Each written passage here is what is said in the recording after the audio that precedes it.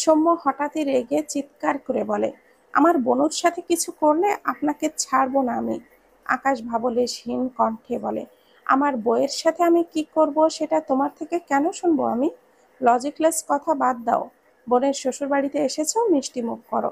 সৌম্য রেগে আকাশের কলার না পেয়ে দুই হাতে আকাশের গলা চেপে ধরে। আকাশ চোখটা বড় বড় করে তাকায়। আসমানি, নওয়ান, শিমু দুজনেই বিস্ময় দৃষ্টিতে তাকায়। আকাশ রেগে সৌম্যকে গায়ের জোরে ধাক্কা দেয়। সৌম্য এক পা পিছিয়ে যায়। আকাশ ডান হাতে সৌম্যের কলার চেপে রাগান্বিত স্বরে বলে, ভুলেও আমার গায়ে হাত তোলার চেষ্টা করো না সৌম্য। বইয়ের হাতের মার মিষ্টি লাগলেও অন্যদের মার আমার হজম হয় না, 100 গুণে ফেরত দেই। সৌম্যের চোখে মুখে রাগ, তবে আকাশের কথায় ভুরু জোড়া কুঁচকে যায়। আকাশ সৌম্যের কলার ছেড়ে ঠান্ডা হয়ে বলে, আমি তোমাকে ছোট ভাই ভাবি, জায়গাটা নষ্ট করো না, বসো, ঠান্ডা মাথায় কথা বলছি। সৌম্য রেগে বলে, আপনাদের মতো জানোয়ার মানুষদের সাথে বসে তো দূর, দাঁড়িয়েও কথা বলার রুচি আমার নেই। আকাশ শক্ত কণ্ঠে বলে, সৌম্য। সৌম্য চোখ বুজল। ঢাকা শহরে আসার পর থেকে সে আকাশকে চিনত। শিমুকে টিউশন করাতে গিয়ে সম্পর্কটা আরো সুন্দর হয়েছিল। সবসময় বড় ভাইয়ের মতো করে সম্মান করে এসেছে আকাশকে। আর আকাশ কি কম ছিল? তাকে ছোট ভাইয়ের মতোই আড়াল থেকে অদ্ভুত একটা স্নেহ দিত, যেটা সে শিমুকে টিউশন বাদ দেওয়ার পরও উপলব্ধি করেছিল। কিন্তু আজ জানল, সেই মানুষটা তার বাবাকে নিয়ে তাকে আর তার বোনকে কিভাবে মারতে চেয়েছিল। না পেরে তাকে আর তার বোনকে আগুনে পুড়িয়ে মারতে চেয়েছিল। সৌম্যের কষ্ট হয়, কিছু আপন মানুষ তো পুড়েই ছাই হলো। আর যাকে এই শহরে এসে রিহানের পর একটু হলেও আপন ভাবত, সে নাকি এতগুলো মানুষের খুনি। সৌম্য চোখ মেলে, চোখ দুটো লাল, কণ্ঠে অসহায়ত্ব ঢেলে বলে, আমি আর আমার বোনু আপনার কি ক্ষতি করেছি আকাশ ভাইয়া? আমার বোনু আপনাকে ডিভোর্স দেয়নি বলেই কি আপনার এত ক্ষোভ ছিল? আকাশ বিস্ময় চোখে তাকায় সৌম্যের দিকে, অতঃপর বলে, আমি ডিভোর্স চাই না সৌম্য, তুমি ভুল ভাবছো আমায়। সৌম্য চিৎকার করে বলে, ভুল ভাবছি না আমি। আপনারা কেউ মানুষ নন।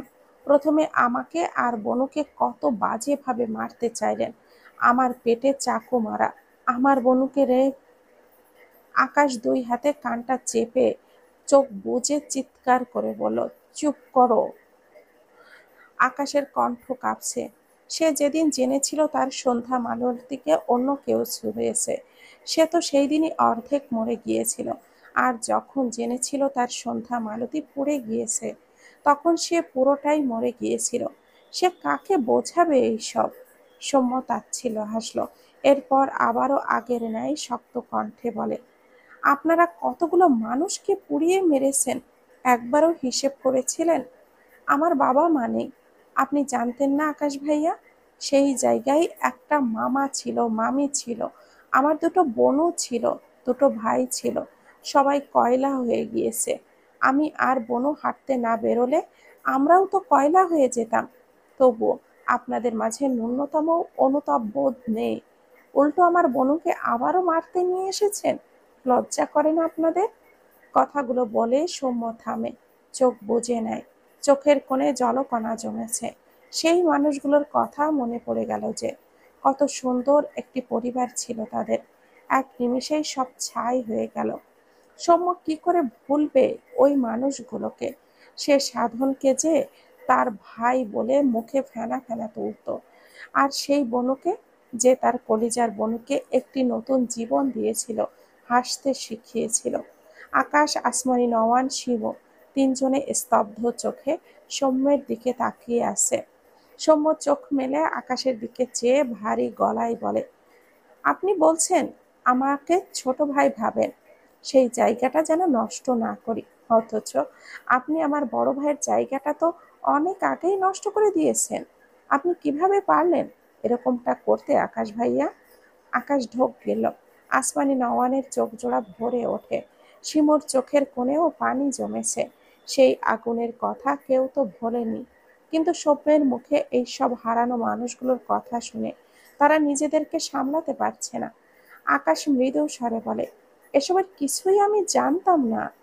সৌম্য হেসে বলে, চোর চুরি করে স্বীকার করে না, সে চুরি করেছে, এসব আমি জানি। আকাশ রেগে তাকায় সৌম্যের দিকে। অকারণে তাকে ভুল বোঝার কারণ কি?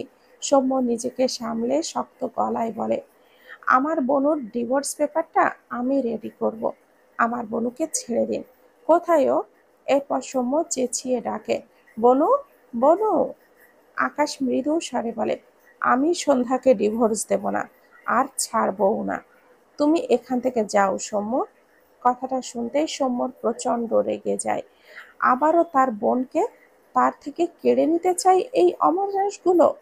নিজেকে দমাতে না পেরে এগিয়ে গিয়ে ডান হাত মুষ্টিবদ্ধ করে আকাশের নাক বরাবর একটা ঘুষি মেরে দেয়। আকাশ চোয়াল শক্ত করে তাকায় সৌম্যের দিকে। আসমানি নওয়ান দ্রুত এগিয়ে আসেন, তার আগেই আকাশ সৌম্যের গলা চেপে ধরে দাঁত কিরমির করে বলে, বলেছি না, বউয়ের হাতের মার ছাড়া আর কারোর হাতের মার আমার হজম হয় না। আমার গায়ে কোন সাহসে হাত তুললি? সৌম্য নিজেও আকাশের গলাটা চেপে ধরেছে, তবে আকাশ আগের ধারায় সে সুবিধা মতো করতে পারেনি। আসমানি নওয়ান আকাশকে টানতে টানতে বলে, আকাশ ছাড়ো, এরকম কইরো না। আকাশ মায়ের কথা কানে নিল না। সৌম্য হঠাৎই আকাশকে জোরে ধাক্কা দিয়ে নিজের থেকে সরিয়ে দেয়। আকাশ 2 পা পিছিয়ে যায়। সৌম্য আবারও তেড়ে গিয়ে একই কায়দায় আকাশের মুখ বরাবর ঘুষি মারে। আকাশ রেগে বোম হয়ে যায়। তেড়ে গিয়ে পরপর 3টে ঘুষি মারে সৌম্যের মুখ বরাবর। আবারও মারতে নিলে আসমানি নওয়ান টেনে আকাশকে কিছুটা পিছিয়ে দিয়ে আকাশের সামনে দাঁড়িয়ে যায়। আকাশ আরেকটা ঘুষি মারার জন্য হাতটা উঠিয়ে মাকে দেখে থেমে যায়। আসমানি নওয়ান রেগে বলে, আমি তোমারে থামতে কইতাছি আকাশ, তুমি ওরে এইভাবে মারতাছো কেন? আকাশ রেগে বলে, আমি তো প্রথমেই বসে কথা বলতে চেয়েছি, ও আগে আমার গায়ে হাত তুলেছে, তুমি দেখোনি? ওর সাহস কি করে হলো আমার গায়ে হাত তোলার? সৌম্য ঠোঁটের কোণে লেগে থাকা রক্তটা মুছে বলে, আপনার মতো অমানুষকে এখনো আমি বলছি ভাই, এই জন্য আপনাকে শুক্রিয়া আদায় করুন। আকাশ রেগে বলে, তোর তোর আপনি তুই ধুয়ে খা বেয়াদব। এই জন্যই ভাবছিলাম আমার কোমলমতির সন্ধ্যা এরকম খাটাস হলো কি করে। এখন বুঝলাম ওর ভাই নিজে এক বেয়াদব আর বোনকে আরেক বেয়াদব বানিয়ে ছেড়েছে। আকাশের কথা শুনে শিমু চোখ বড় বড় করে তাকায়, কপাল চাপড়ায়। এই আকাশ ভাইয়া কিসের মধ্যে কি বলছে? আসমানি নওয়ান ছেলের দিকে বিরক্ত চোখে চেয়ে আসেন। সৌম্য রেগে গিয়ে বলে, আমার বনুকে একদমই বেয়াদব বলবেন না। ওকে সবসময় অবলা হয়ে থাকার শিক্ষা দেইনি আমি। প্রথমে অবলা ছিল বলে প্রথম দিন আমার বনুকে থাপ্পড় মেরেছিলেন। আকাশ বিরক্ত হয়ে বলে, ওইসব নিয়ে তোমাকে ভাবতে হবে না, সব আদর করে পুষিয়ে দেব। আকাশের কথা শুনে সৌম্য থতমত খেয়ে তাকায়। আসমানি নওয়ানের ছেলের কথায় অস্বস্তিতে পড়ে যায়। শিমু এই সিরিয়াস মোমেন্টে না চাইতেও শব্দ করে হেসে ফেলে। শিমু সৌম্যর পাশেই দাঁড়িয়ে। সৌম্য শিমুর দিকে রেগে তাকায়। শিমু ঢোক গিলে বলে, সরি স্যার। সৌম্য রেগে বলে, আমার বোন কোথায়? শিমু কিছু বলার আগেই আকাশ বলে, নেই তোমার বনু, তুমি এখান থেকে যাও। আমার মারামারি করতে ভালো লাগছে না, অন্য একদিন এসো, মুড আসলে আয়োজন করে লড়াই করব। সৌম্য রেগে তাকায় আকাশের দিকে। আকাশ ভুরু কোচকে চেয়ে আসে সৌম্যের দিকে। আসমানি নওয়ান উল্টো ঘুরে সৌম্যর দিকে চেয়ে বলে, বাবা একটু বসো, আমরা বৈশা কথা কই, তাহলে সব তোমার ভুল ভাঙবো। সৌম্য রেগে বলে, বলতেছি তো আমি আপনাদের সাথে দাঁড়িয়ে কথা বলতে চাই না, আমার বনুকে এনে দিন প্লিজ। আসমানি নওয়ান অবাক হলো না। ছেলেটিকে দোষ দিয়ে লাভ নেই। সন্ধ্যাকে ছেলেটি কাছে ফিরিয়ে দিয়ে মাথা ঠান্ডা করে কথা বলবে না হয়। আসমান নওয়ান এটা ভেবে মৃদু স্বরে বলেন, আচ্ছা দাঁড়াও, জান্নাতে আমি আনতাছি। সৌম্য ভুরু কুচকে তাকায়। এই ভদ্র মহিলা তার বনুকে এই নামে কেন ডাকে? তার মা তার বোনকে এই নামে ডাকতো? সৌম্য বুঝতে পারে না। ওইদিকে আকাশ তার মায়ের কথা শুনে কিছু না বলে বড় বড় পা ফেলে সিঁড়ি বেয়ে ওপরে উঠে যায়। সে কিছুতেই সন্ধ্যাকে যেতে দিবে না। আসমানি নওয়ান আকাশের হাবভাব হয়তো বুঝলেন। দীর্ঘশ্বাস ফেলে আকাশের পিছু পিছু সিঁড়ি বেয়ে ওপরে উঠতে থাকে। আকাশ দ্রুত তার ঘরের দরজাটা খুলে দরজাটা আটকে দেয়। এরপর উল্টো ঘুরে দেখল সন্ধ্যা মেঝেতে হাঁটু মুড়ে বসে, হাঁটুতে মুখ গুজে ফোঁপাচ্ছে, চুলগুলো এলোমেলো হয়ে ছড়িয়ে আছে। আকাশ দ্রুত সন্ধ্যার সামনে গিয়ে মেঝেতে হাঁটু গেড়ে ঠেকিয়ে বসে। এরপর দুই হাতে টেনে সন্ধ্যাকে শক্ত করে জড়িয়ে নেয় নিজের সাথে। সন্ধ্যা কেঁপে ওঠে। আকাশ অসহায় কণ্ঠে বলে, সন্ধ্যা মালতী, আমাকে রেখে যেও না। সন্ধ্যা রাগে গায়ে যা শক্তি ছিল সব প্রয়োগ করে আকাশকে ধাক্কা মারে। তার ভাই তাকে কখন থেকে ডাকছে, অথচ এই লোকটা তাকে ঘরে আটকে রেখেছে। সন্ধ্যার গলা ফাটিয়ে বলতে ইচ্ছে করছে, অসুস্থ মস্তিষ্কের লোক আপনি, ডক্টর না দেখিয়ে আমার উপরে কেন টর্চার করছেন? সন্ধ্যার মনের কথা মনেই রইল। আকাশ অসহায় চোখে সন্ধ্যার দিকে চেয়ে আছে। সন্ধ্যাকে আবারও জড়িয়ে ধরতে গেলে এবার সন্ধ্যা না পেরে রাগে জিদে একদলা থুতু আকাশের মুখে নিক্ষেপ করে। সাথে সাথে আকাশ চোখ মুখ বুজে নেয়। এতক্ষণে করা সন্ধ্যার প্রতিটি আঘাত আকাশ মেনে নিতে পারলেও এবারের করা সন্ধ্যার কাজটি আকাশের ঠিক সহ্য হলো না। সন্ধ্যার এই কাজ দ্বারা কি তাকে ঘৃণার পরিমাণ বোঝালো? আকাশের বুকটা হঠাৎ করেই কেমন যেন মোচড় দিয়ে উঠল। মনে হলো একটি চিনচিনে ব্যথা বিদ্যুৎ বেগে পুরো দেহে ছড়িয়ে পড়েছে। একটু পর চোখ মেলে সন্ধ্যার দিকে তাকায় আকাশ। সে দেখল সন্ধ্যা দুই হাতে মুখ লুকিয়ে ফোঁপাচ্ছে। আকাশ ঢোক গিলল। লালিত চোখ জোড়ায় জলকণা চিকচিক করছে। আসমানি নওয়ান অনবরত দরজা ধাক্কাচ্ছে। দরজা খুলতে বলছে আকাশকে। সন্ধ্যা নিজেকে সামলে দ্রুত আকাশের সামনে থেকে উঠে দরজার কাছে গিয়ে দাঁড়ায়। আকাশ ঘাড় বাঁকিয়ে মলিন মুখে দেখল সন্ধ্যাকে। হাঁটুর নিচ পর্যন্ত অবহেলায় পড়ে থাকা চুলগুলোর দিকে তাকিয়ে রইল। এই চুলের অধিকারিণীকে ছাড়া সে পাথর হয়ে বেঁচে ছিল। তার সন্ধ্যা মালতীর প্রতিটি ক্ষত তাকে তার ব্যক্তিত্বের বাইরে গিয়ে বাচ্চাদের মতো করে কাঁদিয়েছে। এই কয়টা মাস কত হাজার বার চোখ ভিজেছে তার কোনো হিসাব নেই। অথচ সেই মেয়েটি তাকে কতটা ঘৃণা করে একটু আগেই সেটাই সে বুঝিয়ে দিল। এর চেয়েও তো সেটাই ভালো ছিল যখন সে ভাবত সন্ধ্যা পুড়ে গিয়েছে, আর তার থেকে বিদায় নেওয়ার আগে তার সন্ধ্যা মালতী তাকে এক ভালোবাসায় মোড়ানো চিঠি দিয়ে গিয়েছে। আকাশও ভেবেছে মেয়েটির মনে তার জন্য কত অনুভূতি আছে। আসলে কিশোরী মেয়েরা কখনো খুব ভয়ানকভাবে ভালোবাসতে জানে, যার রেশ সারা জীবন কাটে না। হয়তো এই কিশোরী মেয়েরাই আবেগে ভাসে, যা 2 দিনে কেটে যায়। তবে কি সন্ধ্যা দ্বিতীয় সারির মেয়ে? সন্ধ্যার আবেগ কেটে গিয়েছে? কথাগুলো ভেবে আকাশ মাথা নিচু করে ঢোক গিলল। সন্ধ্যা পুড়ে যাচ্ছে ভেবে লাস্ট চিৎকার করে কেঁদেছিল। আজও ঠিক সেভাবেই কাঁদতে ইচ্ছে করছে আকাশের। আকাশ ডান হাতে ভর দিয়ে মেঝে থেকে উঠে দাঁড়ায়। মুখে লেগে থাকা সন্ধ্যার ছিটানো থুতু ডান হাতে মুছে দেয়। এরপর ঝাপসা চোখ জোড়া দুই হাতে ডলে সামনের দিকে তাকিয়ে দেখল সন্ধ্যা ফুপিয়ে ফুপিয়ে কাঁদতে কাঁদতে দরজায় থাপ্পড় দিচ্ছে। আসমানি নওয়ান দরজার ওপাশ থেকে বুঝলেন সন্ধ্যা অনেকক্ষণ থেকে দরজায় থাপ্পড় দিচ্ছে। তার খারাপ লাগলো। আকাশ মেয়েটির সাথে এইরকম জবরদস্তি করছে কেন? এক পর্যায়ে আসমানি নওয়ান চেঁচিয়ে বলে ওঠেন, আকাশ, তুমি কি দরজা খুলবা না? তুমি দেখতাছো না জান্নাত তার ভাইরে চাইতাছে? তুমি ওর সাথে এই রকম জোর জবরদস্তি করে ওরে মাইরা ফেলতে চাও? মায়ের কথায় আকাশের বুক কাঁপল। তার সন্ধ্যা মালতী তার কাছে থাকলে মরে যাবে? ঢোক গিলল আকাশ। দুর্বল পায়ে এগিয়ে এসে সন্ধ্যার পেছনে দাঁড়িয়ে দরজাটা খুলে দেয়। দরজা খোলা পেয়ে সন্ধ্যা হুড়মুড়িয়ে বেরিয়ে সামনে আসমানি নওয়ানকে দেখে সন্ধ্যা আসমানি নওয়ানকে জড়িয়ে ধরে ফুঁপিয়ে ওঠে।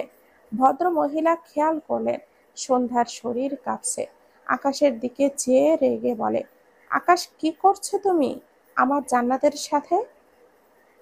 আকাশ একবার মায়ের দিকে তাকায়, এরপর চোখ সরিয়ে নির্জীব চোখে সন্ধ্যার দিকে তাকায়। আসমানি নওয়ান সময় নষ্ট না করে সন্ধ্যার হাত ধরে দ্রুত পায়ে নিচে নেমে যায়।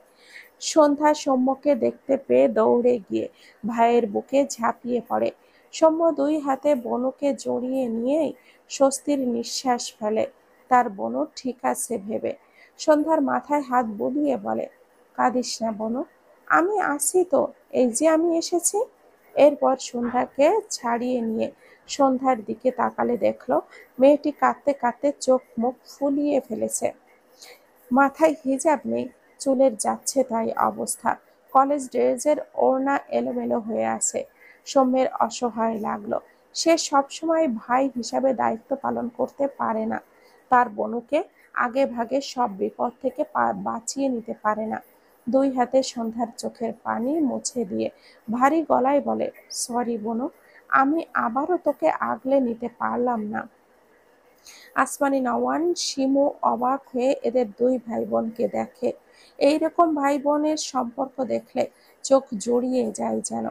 সন্ধ্যার তার ভাইকে হাতের ইশারায় বোঝায় সে এখন এখান থেকে চলে যেতে চায়। সৌম্য সন্ধ্যার হাতটা ধরে উল্টো ঘুরে কয়েক পা এগিয়ে যায়। আকাশ সিঁড়িতে দাঁড়ানো ছিল, সন্ধ্যার চলে যাওয়াটা সে মানতে পারল না। বড় বড় পা ফেলে সিঁড়ি বেয়ে নেমে এসে সন্ধ্যাকে টেনে শক্ত করে জড়িয়ে ধরে। সে কিভাবে থাকবে তার সন্ধ্যাকে ছাড়া, বিড়বিড় করে আওড়ায়, সন্ধ্যা মালতী, আমাকে ছেড়ে যেও না প্লিজ। এরপর সন্ধ্যাকে ছেড়ে দুই হাতের আজলায় সন্ধ্যার মুখটা নিয়ে ভাঙা কণ্ঠে বলে, আমি তোমাকে আর মারবো না সন্ধ্যা মালতী, আর বাজে কথা বলবো না, বিশ্বাস করো, প্লিজ যেও না তুমি। আমি কিভাবে বাকিটুকু শেষ করার আগেই সৌম্য রেগে আকাশকে ধাক্কা দিয়ে সন্ধ্যার থেকে সরিয়ে দেয়। রাগান্বিত স্বরে বলে, একদম আমার বনুর কাছে ঘেঁষবেন না, আমি বলেছি তো খুব তাড়াতাড়ি আমার বনু আর আপনার ডিভোর্স করিয়ে দিব আমি। আকাশ জ্বলন্ত চোখে তাকায় সৌম্যের দিকে, তেড়ে গিয়ে আবারও সৌম্যর গলা চেপে ধরে চিৎকার করে বলে, আমি তোমার বউকে ডিভোর্স দিব না। আর তুই কেন বারবার এই একই কথা বলছিস? তোকে মেরেই ফেলবো আজ আমি। সন্ধ্যা চোখ বড় বড় করে তাকায়। আসমানি নওয়ান ছেলেকে ধরার জন্য এগিয়ে আসার আগেই সন্ধ্যা আকাশকে ধাক্কা মেরে সরিয়ে দেয়। দুই হাতে সৌম্যকে জড়িয়ে ধরেই ফুঁপিয়ে ওঠে, এই লোকটা এমন কেন? তাকে আর তার ভাইকে একেবারে কি মেরেই ফেলতে চাইছে? সৌম্য ঢোক গিলে তার বোনকে বাঁ হাতে জড়িয়ে ধরার আগেই আকাশ সন্ধ্যাকে জোর করে টেনে আবারও নিজের সাথে জড়িয়ে নেয়। ঢোক গিলল, বলল, আমি তোমাকে কোথাও যেতে দিব না সন্ধ্যা মালতী। সন্ধ্যা আকাশের থেকে ছাড়া পাওয়ার জন্য মোচড়ামুচড়ি করছে। সৌম্য আবারও তার বোনকে সরিয়ে নেওয়ার জন্য এগোয়। তার আগের আসমানি নওয়ান আকাশকে টেনে সন্ধ্যার থেকে ছাড়িয়ে আকাশের বাম গালে পরপর কষিয়ে দুটো থাপ্পড় মারে। রেগে আওয়াজ তোলে, তুমি এত অমানুষ কবে থেকে হইছো? দেখতাছো না জান্নাত তোমার কাছ থেকে থাকতে চাইতেছে না, কানতাছে, ওর সাথে এইরকম জোর জবরদস্তি করতাছো কেন? কই পাইছো এইসব স্বভাব? আসমানি নওয়ানের কাজে সৌম্য, সন্ধ্যা, শিমু সকলেই বিস্ময় চোখে তাকায়। আকাশ ঝাপসা চোখে মায়ের দিকে তাকালো। তার মা ঠিকই বলেছে, সন্ধ্যা তাকে চাইছে না। সে যতবারই সন্ধ্যাকে ধরতে গিয়েছে ততবারই সন্ধ্যা তার থেকে নিজেকে ছাড়িয়ে নিয়েছে। ঘৃণার ভারে থুতু ছুঁড়েছে তার দিকে, কিন্তু সে কি করবে? এত কিছুর পরও সে নির্লজ্জের মতো করে সন্ধ্যাকে চাইছে, সে যে পারছে না। আকাশ ঢোক গেল, এরপর হঠাৎই এগিয়ে এসে এক হাতে সৌম্যের হাত, আরেক হাতে সন্ধ্যার হাতটা ধরে টেনে নিয়ে গিয়ে দরজার বাইরে বের করে দেয়। এরপর ডান হাতের আঙ্গুল তুলে চিৎকার করে বলে, আর কখনো কেউ আমার চোখের সামনে আসবি না, আমিও যাব না। আসলে দুটোকে জ্যান্ত কবর দিয়ে দিব, মাইন্ড ইট। কথাটা বলে সন্ধ্যা আর সৌম্যর মুখের ওপরে ঠাস করে দরজাটা আটকে দেয় আকাশ। শরীর কাঁপছে, নিজেকে সামলাতে ডান হাত তুলে দরজায় রেখে চোখ জোড়া বুজে নেয়। দরজার ওই পাশে সন্ধ্যা আর দুজনেই হতভম্ব হয়ে দাঁড়িয়ে আছে। তারা বুঝতে পারেনি আকাশ এই রকমটা করবে। সৌম্য দীর্ঘশ্বাস ফেলে সন্ধ্যার হাতটা ধরে রাস্তার দিকে এগিয়ে যায়। সন্ধ্যা পিছু ফিরে বন্ধ দরজার দিকে নির্বাক চাহনি চেয়ে সৌম্য বাইকের কাছে এসে দাঁড়িয়ে সন্ধ্যার চেয়ে দেওয়া ছেড়ে দেওয়া চুলগুলোকে যত্ন সহকারে খোপা করে দিল। এরপর এলোমেলো ওড়নাটা ঠিক করে দিল। সন্ধ্যাকে কিছু জিজ্ঞাসা করলো না, তবে সন্ধ্যার প্রতি আকাশের ব্যবহার তাকে ভাবাচ্ছে। সৌম্য বাইকে উঠে বসে বাইক স্টার্ট দেয়। সন্ধ্যার উদ্দেশ্যে বলে, বনু, উঠে বস। সন্ধ্যার দৃষ্টি আকাশদের বাড়ির দিকে ছিল। ভাইয়ের ডাকে দৃষ্টি সরিয়ে নিল। এরপর এক সাইডে পা রেখে বাইকে উঠে বসে। ডান হাতে সৌম্যর পেটটা জড়িয়ে সৌম্যের পিঠে মাথা ঠেকিয়ে রাখে। মুখটা মলিন। সৌম্য বাইক নিয়ে জায়গাটি প্রস্থান করলে চোখের পলকে আকাশের বাড়ি আড়াল হয়। সাথে সাথে সন্ধ্যার দুই চোখ থেকে দুফোঁটা পানি গড়িয়ে পড়ে। আকাশ সেই তখন থেকেই দরজায় ধরে দাঁড়িয়ে আছে। দম বন্ধ লাগছে তার। মনে হচ্ছে সহ্যের সীমা পেরিয়ে এসে বহু কষ্টে একটা ঢোক গেল। এরপর উল্টো ঘুরে মায়ের দিকে তাকায়। আসমানি নওয়ান নিশ্চুপ হয়ে আকাশের দিকেই তাকিয়েছিল। আকাশ মায়ের দিকে চেয়ে ভাঙা গলায় বলে, শুনেছিলাম মায়ের দোয়া আল্লাহ ফিরিয়ে দেয় না, প্রমাণও পেয়েছি। আমি সন্ধ্যাকে ডিভোর্স দিতে চেয়েছিলাম বলে তুমি বলেছিলে। একটা সময় আমি দিনের পর দিন কেঁদে কেঁদে সন্ধ্যাকে চেয়েও আর পাবো না। আসলেই আমি মাসের পর মাস কেঁদে কেঁদেও আমার সন্ধ্যাকে পাইনি। আর তারপর একদিন তুমি বললে আমি সন্ধ্যাকে ঠিক খুঁজে পেয়ে যাব। তোমার সেই কথাও ফলে গিয়েছে মা। এই তো আজ আমি আমার সন্ধ্যাকে খুঁজে পেয়েছি। কিন্তু তুমি হয়তো এই দোয়া করতে ভুলে গিয়েছো যে সন্ধ্যা মালতী যেন আমাকেই ভালোবাসে। আর তাই সন্ধ্যা মালতী আমায় ভালোবাসে না, আমার আর চাই না। তোমার সব দোয়াই তো কবুল হয়ে গেল মা। এবার তবে কষ্ট করে এই দোয়াটাও করে দাও, আমি যেন খুব দ্রুত শেষ নিঃশ্বাস ত্যাগ করতে পারি। কথাই আছে, জীবিত ফুলের কেউ ঘ্রাণ নেয় না, অথচ শুকনো মালাই পুজো করে। ঠিক যেমন সন্ধ্যা মালতী হারিয়ে গেলে আমি সন্ধ্যা মালতীকে ভালোবেসেছি, এবার না হয় আমি হারিয়ে গিয়ে সন্ধ্যা মালতী আমায় ভালোবাসবে। মরে গিয়ে হলেও সন্ধ্যা মালতীর ভালোবাসা আমার চাই। আসমানি নওয়ান ছলছল দৃষ্টিতে ছেলের পানে চেয়ে থাকে। আকাশ কথাগুলো বলে ডান হাতের বুড়ো আঙ্গুলের সাহায্যে চোখের কোণে লেগে থাকা পানি ছিটকে ফেলে। এরপর বড় বড় পা ফেলে সামনের দিকে এগিয়ে যেতে গিয়েও কোণার দিকে একটি ঘরের দরজার সামনে তার বাবাকে দাঁড়িয়ে থাকতে দেখে। এগিয়ে গিয়ে তার বাবার সামনে দাঁড়িয়ে শক্ত গলায় বলে, চিন্তা করো না, তোমাকে না মেরে মরবো না। তোমার মতো অমানুষকে মারার জন্য সন্ধ্যা মালতীকে ছাড়া একদিনের জন্য হলেও বাঁচতে চাই। একটু থেমে ঢোক গিলে বলে, হাজার হোক বাবা তো, তাই তোমাকে মারতে একটু সময় লাগছে। লাস্ট কথাটা শক্ত করে বলতে গিয়েও পারল না, গলা বেঁধে আসছিল। আকাশ আর এখানে দাঁড়ালো না, দ্রুত পায়ে তার ঘরের দিকে এগিয়ে যায়। সাইফুদ্দিন নওয়ানের চোখে মুখে অসহায়ত্ব। ছেলের কথাটা একদম কলিজায় গিয়ে লেগেছে।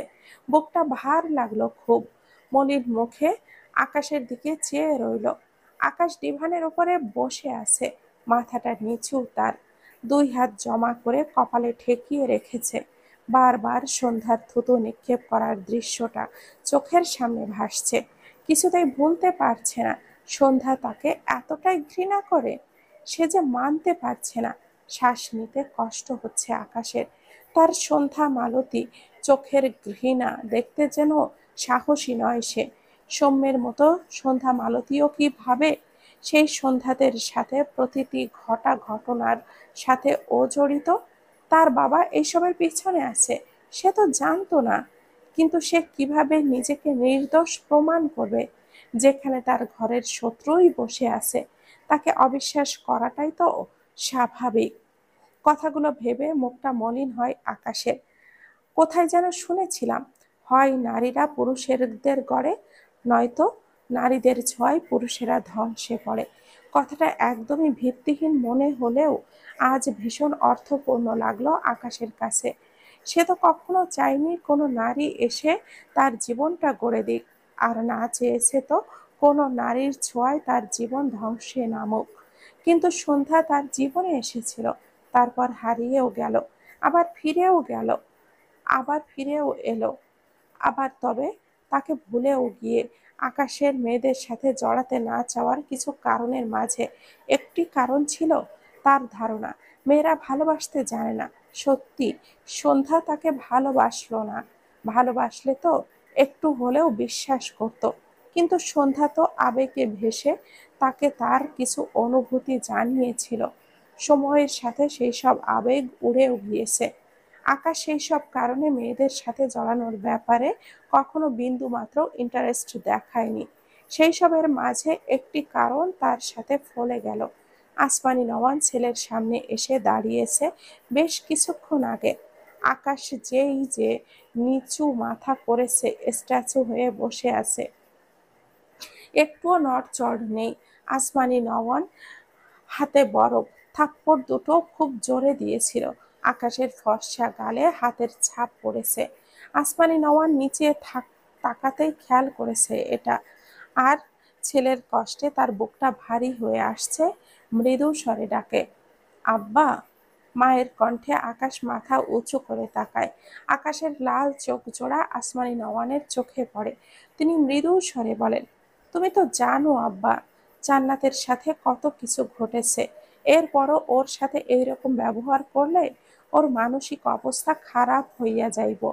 আকাশ হঠাৎই উঠে দাঁড়িয়ে তার মাকে জড়িয়ে ধরে, ভাঙা গলায় বলে, আমি সব জানি মা, কিন্তু সন্ধ্যা মালতী আমার থেকে শুধু পালাতে চাইছিল।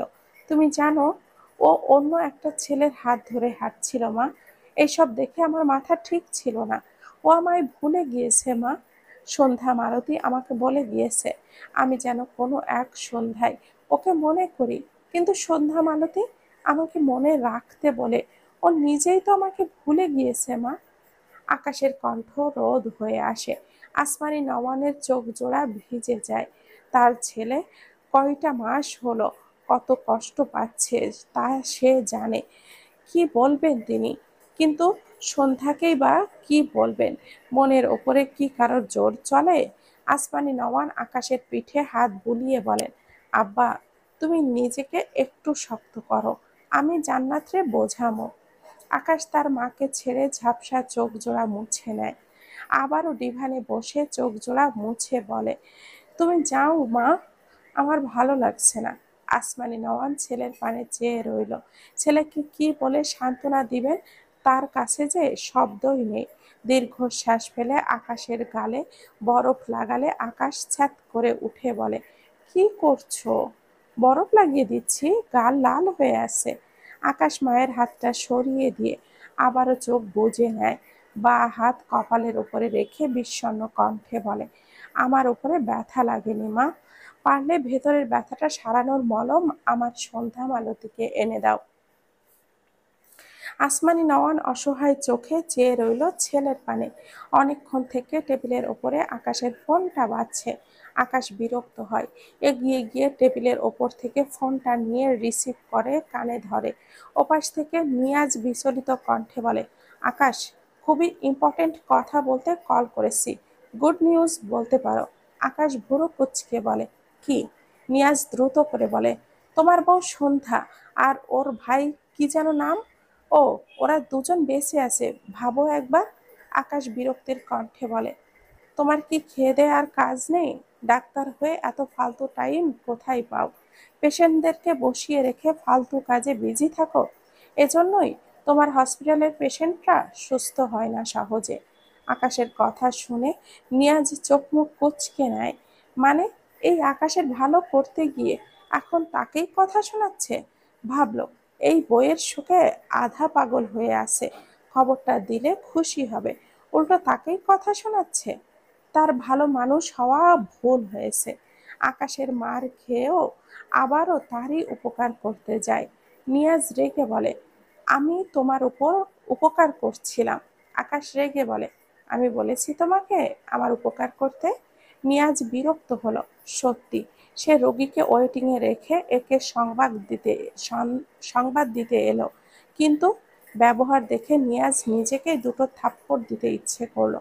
তবুও নিজেকে দমালো না। ভাবলো আকাশ হয়তো ভাবছে সে মজা করছে, কিন্তু না, সে তো আজকে দেখলো ওই ইরা নামের মেয়েটির সাথে এরা সবাই। অতঃপর বলে, তুমি বিশ্বাস করছো না তো? ওরা হসপিটালেই আছে। ওয়েট, আমি পিক উঠিয়ে দিচ্ছি। আকাশ রেগে বলে, সন্ধ্যা মালতের পিক উঠালে তোর 2 হাত একদম কেটে ফেলবো নিয়াজ। নিয়াজ হতাশ হয়ে বলে, রাখছি। আকাশ এবার শান্ত কণ্ঠে বলে, ওরা হসপিটালে কি করছে? নিয়াজ ভাবলেশহীনভাবে বলে, এসে দেখে যাও। আমার সময় নেই, পেশেন্ট ওয়েট করছে। আকাশ বিরক্ত হয়ে বলে, বলো। নিয়াজ একটু হেসে বলে, প্লিজ। প্লিজ বলতে বলতে পারি। নিয়াজের ফাজলামি ধরতে পেরে আকাশ রেগে বলে, থাপ্পড় খাবে? নিয়াজ বিরক্ত হলো, কিন্তু আর কথা না বাড়িয়ে বলল, ইরা নামের একটি পেশেন্টের সাথে আছে দেখলাম। আকাশ অবাক হয়ে বলে, কোন ইরা? আমি কিভাবে জানবো কোন ইরা? পিক উঠিয়ে দাও তো। নিয়াজ চোখ বড় বড় করে বলে, পাগল নাকি? মেয়েদের পিক তুলতে গিয়ে গণপিটুনি খাবো? আকাশ ভাবলেশহীনভাবে বলে, তো খাও। কেমন বেয়াদব দেখো, কিভাবে তাকে মার খেতে বলছে। নিয়াজ রেগে খট করে কলটা কেটে দেয়। আকাশ বিরক্ত হলো। আসমানি নওয়ান এগিয়ে এসে বলে, কোন ইরা আব্বা? আকাশ ফোনটা রেখে বলে, বুঝতে পারছি না মা, রেডি হও তো, হসপিটালে গিয়ে একটা খোঁজ নিয়ে আসি। আসমানি নওয়ানের সম্মতি দিলেন, দীর্ঘশ্বাস ফেললেন একটা, আর সময় নষ্ট না করে রেডি হওয়ার জন্য ঘর থেকে বেরিয়ে গেলেন। আকাশ, আসমানি নওয়ান আর শিমু হসপিটালে এসে আইসিইউ রুমের বাহিরে ইরার মাকে পেয়ে যায়। ইরার মা আসমানি নওয়ান দুজন দুজনকে দেখে ভীষণ অবাক হয়। এরপর ইরার মা আসমানি নওয়ান আকাশকে সব ঘটনা বলে আসমানি নওয়ান কান্নায় ভেঙে পড়ে। আকাশ চোখ মুখ শক্ত করে দাঁড়িয়ে আছে। ইরার মা হেজাবের কোনা দিয়ে চোখ মুছলেন। শিমুর মুখে বিস্ময়ের ছাপ, সাথে ইরার কথা ভেবে মলির মুখে দাঁড়িয়ে আছে। ইরা যে তাদের আপন কেউ, এটা সে আজকেই জানলো। তার মাকেও কল করে জানিয়েছে ইরাকে দেখতে আসছে সে। শিমু সবার ওপরে একটু রেগে আছে,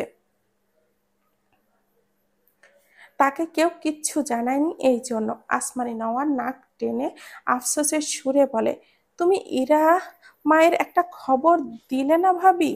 আকাশের এই শহরে কত খুঁজেছে তোমাদের, আমি তো তোমার বাবার বাড়ি চিনতাম না। ইরার মা মলিন গলায় বলে, তোমার স্বামীকে খুব ভয় লাগে আসমানি। তোমার আধমরা মেয়েটার আমার আধমরা মেয়েটার যদি কিছু করে ফেলতো, সেই ভয়েই তোমার সাথে যোগাযোগ করার সাহস পায়নি। আসমানি নওয়ান কাঁদতে কাঁদতে বলেন, আমার ভাইজানের একটা খবর দিতে পারতে। এই কাজটা একদমই ঠিক করনি। আমি আমার ভাইজানকে শেষ দেখাটাও দেখতে পারলাম না। ইরার মা কিছুই বলল না। আকাশের বাবাকে ভরসা করেন না তিনি। আল্লাহ না করুক তাদের যদি কিছু করে দিত। সে জানে তার জায়গা থেকে সে কেমন পরিস্থিতিতে ছিল। আকাশ গটগট গটগট পায়ে হেঁটে অনেকটা দূরে গিয়ে দাঁড়ায়। এত চাপ নিতে পারছে না সে। তার বাবার আর কয়টা কুকীর্তি সে ছেলে হয়ে হজম করবে? এই দিকে বলতে গেলে সন্ধ্যাকে হারিয়েই ফেলেছে, এতেই আধমরা হয়ে গিয়েছে। সাথে বাবার করা কাজ একটার পর একটা সামনে আসছে। 2 হাত মুষ্টিবদ্ধ করে চোখ বুজে দাঁড়িয়ে রইল।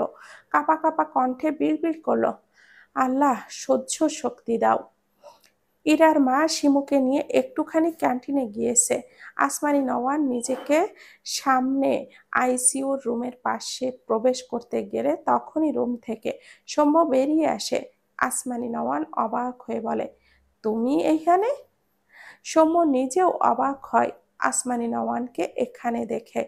আকাশের ফ্যামিলিটাকেই তার সহ্য হচ্ছে না, সেখানে আবারও ইনি, তাও আবার ইরার রুমে যেতে চাইছিল। ইরার সাথে খারাপ কিছু করবে নাকি? অতঃপর রেগে বলে, আপনি এখানে কেন এসেছেন? বের হন এখান থেকে। আসমানি নওয়ান হতভম্ব হয়ে যায়। সৌম্যের ব্যবহার তার একটুও ভালো লাগলো না। তবুও নিজেকে সামলে বলে, সামনে থেকে সরে দাঁড়াও, আমি ইরা মাকে দেখতে এসেছি। আর ভালোভাবে কথা বলো, আমি তোমার গুরুজন। সৌম্য আগের চেয়েও দ্বিগুণ রেগে যায়। অতঃপর রাগান্বিত স্বরে বলে, আপনাদের মতো মানুষদের সাথে আমি এর চেয়ে ভালোভাবে কথা বলতে পারি না।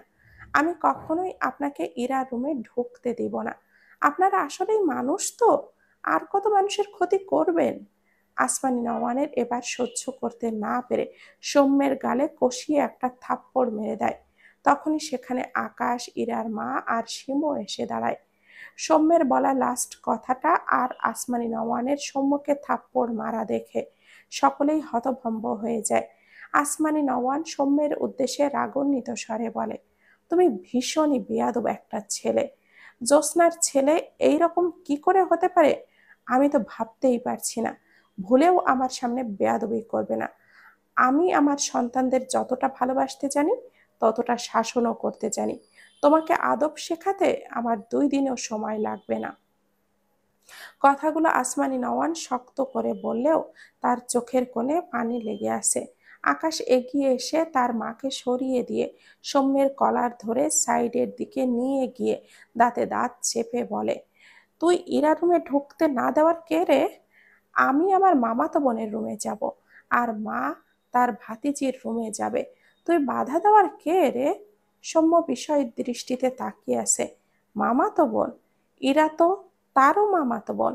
আকাশ আবারও সৌম্যকে গায়ের জোরে ধাক্কা দেয়।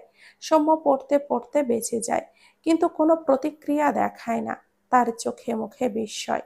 আসমানি নওয়ান আর ইরার মা এগিয়ে এসে আকাশকে টেনে সরিয়ে দিলে আকাশ সৌম্যর দিকে শক্ত দৃষ্টি নিক্ষেপ করে আইসিইউর রুমে প্রবেশ করে। আকাশের মা দুর্বল শরীরটা টেনে নিয়ে গিয়ে চেয়ারে বসলো। মন শরীর সবই দুর্বল লাগছে তার।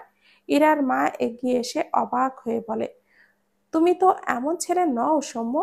কাউকে অসম্মান করে কথা বলো না। তাহলে তোমার খালার সাথে এমন করলে কেন বাবা? সৌম্য বিস্ময় চোখে তাকায় ইরার মায়ের দিকে। এরপর দৃষ্টি ঘুরিয়ে আসমানি নওয়ানের দিকে তাকালে দেখলো ভদ্র মহিলা মায়া মায়া দৃষ্টিতে সৌম্যের দিকে চেয়ে আছে, চোখ জোড়া জলে ভরা। সৌম্য আসমানি নওয়ানের দিকে দৃষ্টি দেখে ঢোক গিলল। এরপর থেমে থেমে বলে, উনি আমাদের কে আন্টি? এরার মা অবাক হয়। সে তো ভেবেছিল এরা সবাই সবাইকে চেনে, তাই কারোর সাথে যোগাযোগ নেই, তাই সে এইসব খবর জানে না। অতঃপর কণ্ঠে বিস্ময় ঢেলে বলেন, আসমানি নওয়ান তোমার বড় খালা, আর শিমুর মা, ওর নাম তারা, সে তোমার ছোট খালা। আর জ্যোৎস্না তো তোমারই মা। তোমাকে সে যেদিন বললাম তোমরা, তোমার মায়েরা 3 বোন, তুমি জানতে না? সৌম্য বাকহীন হয়ে চেয়ে রইল আসমানি নওয়ানের পানে। ইরার মা এগিয়ে এসে বলে, আসমানি, তুমি সৌম্যকে চিনতে না? আসমানি নওয়ান মলিন গলায় বলেন, চিনতাম না। আগে তো কখনো দেখিনি ওকে। জান্নাতকে আনার পর চেহারা দেখে মনে হয়েছিল এটা আমার বোনের ছেলে। একটু থেমে সৌম্যের দিকে চেয়ে শক্ত কণ্ঠে বলেন, ওর কুলাঙ্গার বাপ আমাকে বলেছিল সৌম্য নাকি সন্ধ্যার সৎ ভাই। আকাশের বাপ আর এই সৌম্যের বাপ, এই দুটো মানুষের পরিণতি যে কত ভয়ঙ্কর হবে এইটা তুমি কল্পনাও করতে পারবা না ভাবি। আমার সহ্যের সীমা ভেঙে দিল এই দুটো মানুষ। কথাগুলো বলে থামলো আসমানি নওয়ান। আজ আর আঞ্চলিক ভাষায় কথা বললেন না তিনি। আসছে না কেন যেন। সৌম্য স্তব্ধ চোখে চেয়ে আছে। তার অনুভূতি ঠিক কি নিজেও বুঝতে পারছে না। সন্ধ্যা রুম থেকে বাইরে বেরোতে যাচ্ছিল, তার আগেই বাইরের প্রত্যেকের বলা কথা সব শুনেছে, সাথে বুঝেছেও। তার মাথা ঘুরছে। এটা কোথায় এসে পড়লো? যেন সব একই সূত্রে গাঁথা। হঠাৎই এসে পড়লো যেন সবই একই সূত্রে গাঁথা। হঠাৎই দরজা ঠেলে ভেতরে আকাশকে ঢুকতে দেখে সন্ধ্যা চোখ বড় বড় করে তাকায়। আকাশ সন্ধ্যাকে দেখে অবাক হলো না। মাত্রই রাগ করে এই রুমে প্রবেশ করলেও সন্ধ্যার মুখ দেখে চোখে মুখে শীতলতা ভর করে। কিছুক্ষণ আগে বাড়িতে ঘটে যাওয়া সব ঘটনা যেন আকাশের মনে কিছু সময়ের জন্য ঢোক গেল। শুধু মনে পড়ল সে সন্ধ্যাকে বের করে দিয়ে মুখের ওপরে ঠাস করে দরজাটা আটকে দিয়েছিল। তখন বলেছিল সামনে দেখলে জ্যান্ত কবর দিবে, অথচ এখন সব ভুলে খেই হারিয়ে সন্ধ্যাকেই জড়িয়ে নেয়। অপরাধীর ন্যায় বলে সরি। সন্ধ্যা ঢোক গিলল। আকাশের ব্যবহারে সে অবাক না হয়ে পারে না। সে কত কিছু করলো, মুখে থুতু পর্যন্ত দিয়েছে আসার পথে বাইকে বসে বসে, এটার জন্য চোখে পানি ফেলেছে, অথচ এখন আকাশ নিজেই তাকে সরি বলছে। ভাবনার মাঝে আকাশ সন্ধ্যাকে ছেড়ে সন্ধ্যার গালে 2 হাত রেখে নরম কণ্ঠে বলে, ঘৃণার পরিমাণ কমাও, এত লোড নিতে পারি না, দুর্বল হার্টের পেশেন্ট আমি। সন্ধ্যা আকাশের কথার আগা মাথা কিছুই বুঝল না, আকাশের দিকে বোকা বোকা চোখে চেয়ে রইল।